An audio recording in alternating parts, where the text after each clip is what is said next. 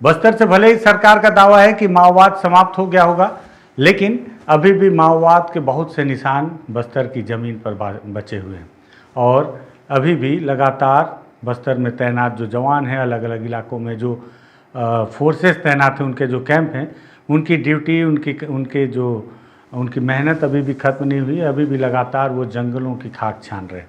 ये खाक क्यों छान रहे हैं और क्यों अभी भी उन्हें जंगलों में भटकना पड़ रहा है और इस दौरान अभी भी उन्हें सफलता मिल रही है? क्यों आखिर जवानों को दर दर भटकना पड़ रहा है जंगलों में और क्या उन्हें सफलता मिली है? इस पर बातचीत करते हैं। नमस्कार, मैं विकास तिवारी हूँ और आप बस्तर टॉकीज देख रहे हैं। दरअसल पहले इसी 31 मार्च के पहले लगातार फोर्स जंगलों में भटका करती थी। अलग अलग ऑपरेशन बड़ी बड़ी संख्या में अलग अलग इलाके में पहुंचकर घेराबंदी करना, माओवादियों को ढूंढना, कई बार माओवादियों से मुठभेड़ करना और इस दौरान उन्हें बहुत सारी कठिनाइयों का सामना करना पड़ता था। इस दौरान किसी ने मुझसे पूछा भी था बहुत पहले कि माओवाद कैसे ख़त्म होगा, तो मैंने बोला था चाहता कौन है कि माओवाद समाप्त हो जाए। लेकिन मैंने ये भी कहा था कि एक आदमी ज़रूर चाहता है कि माओवाद समाप्त हो जाए और वो है फोर्स जो कि लगातार ऑपरेशन में जंगलों की खाक छानती है, क्योंकि उसे पता नहीं होता कि कब वो ज़मीन पे पैर धरे और उस पैर ज़मीन के नीचे बम लगा हो और वो उसका आखिरी कदम हो और पता नहीं किस पेड़ के पीछे से गोली आए और सबसे पहले चलने वाले जवान को लग जाए, क्योंकि पहली गोली के बाद तो बाकी के जवान ज़रूर मोर्चा संभाल लेंगे। ऐसे में हर वो जवान जो गश्त पे जाता था वो सोचता था कि काश ख़त्म हो जाता ये माओवाद का लफड़ा, तो वो भी वापस लौट जाते और ड्यूटी करने की जो तरीके हैं उसमें बहुत बदलाव आता। दुश्मन उनके निशानदेही में होते और पता होता कि किससे लड़ना है, क्योंकि बस्तर के जंगलों में जो माओवादियों से मुठभेड़ होती थी, उन मुठभेड़ों में कभी जवानों को पता ही नहीं होता था कि उनका दुश्मन मतलब अर्थात कि माओवादी कहाँ से आएगा, कब आएगा और किस तरह से वार करेगा, क्योंकि माओवादी हमेशा गुरिल्ला वार के तर्ज पर ही एम्बुश लगाया करते थे और इनकाउंटर या मुठभेड़ किया करते थे। खैर, लेकिन 31 मार्च के बाद भी अगर जवानों को जंगलों में घूमना पड़ रहा है, ढूंढना पड़ रहा है कुछ चीज़ें, तो ये अभी भी सवाल है कि आखिर कब तक बस्तर से जवानों को इस तरह से मोर्चा संभाले रखना पड़ेगा और अब क्या सफलता और भी मिल रही है अगर सारे माओवादी आ गए हैं तो। दरअसल आज नारायणपुर पुलिस ने एक प्रेस नोट जारी किया और कुछ फोटोग्राफ्स भी जारी किए हैं। ये वीडियो जो आप अभी इस वक्त देख रहे हैं, दरअसल नारायणपुर में अबूझमाड़ के 2 इलाके में लगातार गश्त कर रहे हैं, मतलब हर इलाके में हालांकि जवान गश्त कर रहे हैं, लेकिन अबूझमाड़ में 2 इलाकों में गश्त करने के दौरान माओवादियों से जो विशेष सूचना प्राप्त हो रही है, वो माओवादी जो वापस लौट कर आ गए हैं। दरअसल जब माओवादी लौट कर आ रहे थे तो उनके मन में बहुत सारे संशय रहे होंगे और यही वजह है कि जब वो लौट कर आ रहे थे तो कई बार परिस्थिति बस या हो सकता है कि कोई और कारण हो, लेकिन बहुत सारे हथियार और बहुत सारे उनके जो पैसे हैं जो लेवी वसूली में उन्होंने एकत्र कर रखा था पार्टी के संचालन को लेकर, वो लेकर वापस नहीं आए थे। पूछताछ के दौरान पुलिस को लगातार अभी भी सफलता मिल रही है और ये सफलता आज नारायणपुर पुलिस को मिली, जिसका खुलासा उन्होंने प्रेस नोट के जरिए किया है। ये जो तस्वीरें देख रहे हैं, दरअसल पुलिस ने बताया कि आज फिर 2 अलग अलग स्थानों से, आज मतलब ये बीते कुछ समय के गश्त के दौरान, ऑपरेशन के दौरान मिली हुई सफलता है, जिसमें पुलिस को अलग अलग इलाकों से बड़ी मात्रा में कैश और बहुत सारे हथियार भी डंप के माध्यम से बरामद किए गए हैं। क्या क्या हथियार हैं इसको लेकर जो उन्होंने प्रेस नोट दिया है वो भी मैं आपको बताता हूँ। दरअसल नारायणपुर पुलिस ने इसको लेकर एक प्रेस नोट जारी किया और उन्होंने बताया कि नारायणपुर पुलिस की ये बड़ी सफलता है, जिसमें टेकला जंगल और पहाड़ियों में नक्सलियों का हथियार डंप बरामद किया गया है, जिसमें भारी मात्रा में हथियार, विस्फोटक सामग्री और गोला बारूद भी बरामद किया गया है। वहीं तोयमेटा के जंगल में की पहाड़ियों से 24 लाख रुपए नगद बरामद किए गए हैं।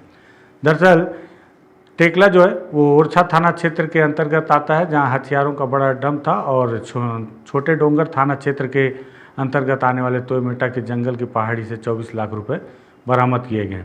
इसको लेकर पुलिस का कहना है कि नक्सल उन्मूलन अभियान के तहत नारायणपुर पुलिस और सुरक्षा बलों के द्वारा जिले में अभी भी संवेदनशील क्षेत्रों में लगातार सर्च अभियान संचालित किए जा रहे हैं। इसी क्रम में बीते दिनों प्राप्त विश्वसनीय सूचना के आधार पर थाना ओरछा और छोटे डोंगर क्षेत्र में संचालित 2 अलग अलग सर्च अभियानों में ये सफलता प्राप्त हुई है। इसमें माओवादियों के द्वारा जंगल में छिपा कर रखे गए हथियार, गोला बारूद और संचार उपकरण तो हैं ही, साथ ही साथ बड़ी मात्रा में उनके नकदी, जिसमें कि 24 लाख रुपए नगद हैं, वो भी बरामद किए गए हैं। क्या क्या बरामद किया गया है उसकी तस्वीरें आप देख रही हैं, उसको लेकर जो लिस्ट जारी की गई है।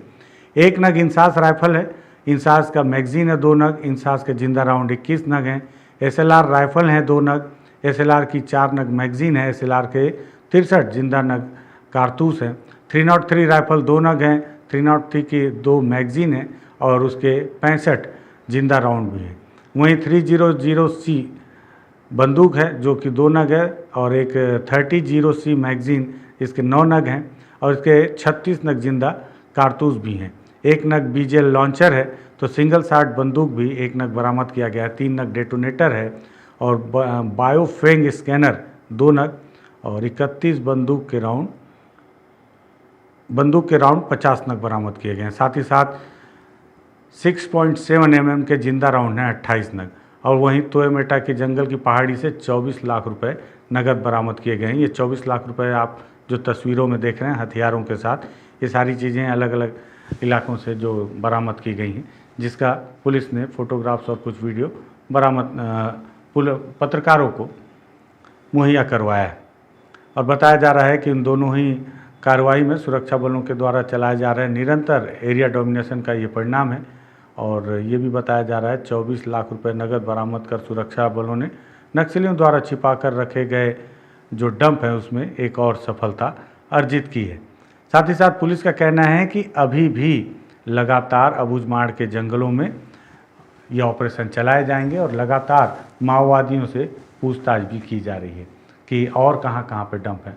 अब आपको पता हो कि मैंने पहले कई दफ़े इस बात का जिक्र किया है कि माओवादियों से जब भी अंतिम लड़ाई होगी तो मुझे ऐसा लगता था या कई जानकारों को भी ऐसा लगता था कि वो आखिरी लड़ाई अबूझमाड़ में होगी।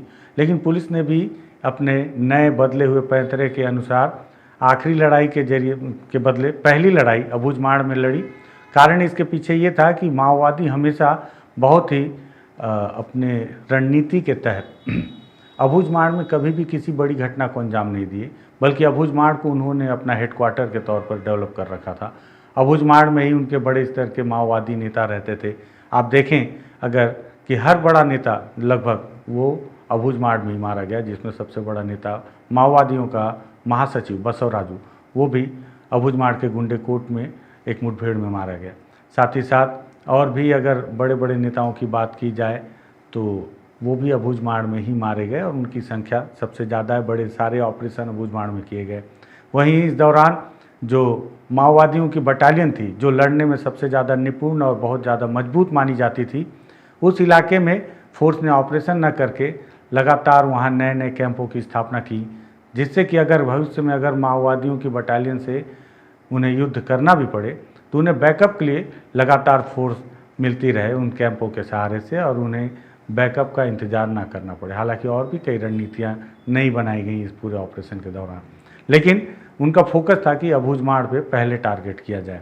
और जहाँ पर हेडक्वार्टर होता है तो निश्चित ही तौर पर पूरी पार्टी के संचालन के लिए जो वित्त का विभाग होता है, मुझे लगता है वो सारे रकम और जो भी उनके जो मद थे उसको एकत्रित करने की जिम्मेदारी या डंप करने की जिम्मेदारी भी अबूझमाड़ के इलाके में ही रही होगी।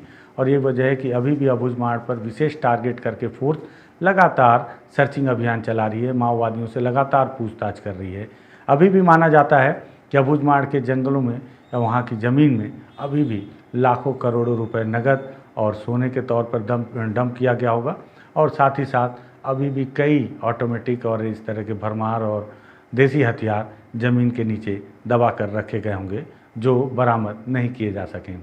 तो माओवादी वापस आ गए, माओवादी मारे गए, माओवादी गिरफ्तार भी कर लिए गए। 31 मार्च की वो डेडलाइन भी चली गई, लेकिन ऑपरेशन अभी भी जारी है और सफलता मिलने का दौर भी लगातार जारी है। नारायणपुर पुलिस को एक बार फिर से बड़ी सफलता मिली है।